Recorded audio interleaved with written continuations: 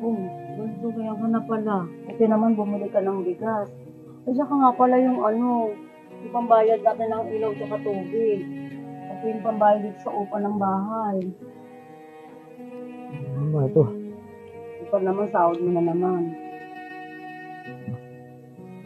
Kuya, tsaka nga pala, kuya, tinan mo naman yung damit yun. Ayan ako sa mga tropa ko, mga bagong damit nila. Yung uso ngayon, yung clothing ba yun? Pati mura naman yun niya. Mga 700 lang siguro yun.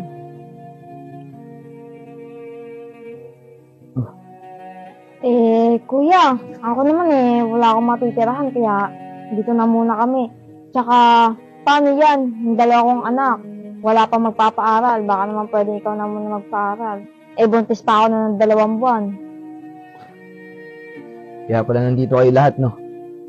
Kuya, ngayon lang naman kami titira dito Tsaka, alam mo naman na sa'yo lang ako nahingi ng pangkain namin araw-araw.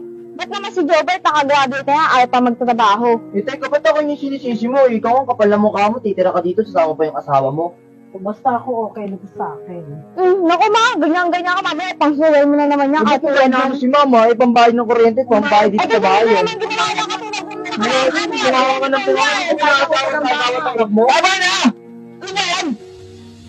Kada uwi na lang ako, puro may problema.